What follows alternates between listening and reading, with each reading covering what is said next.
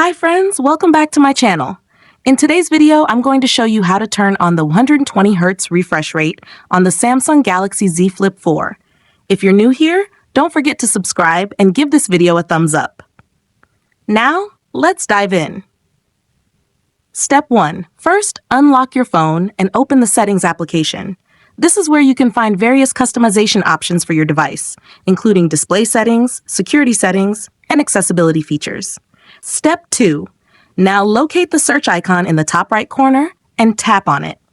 The search feature makes it much easier to find specific options without having to scroll through multiple menus manually. Step 3.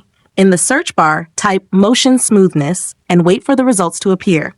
You'll see options related to display settings, such as refresh rate, notification effects, and more.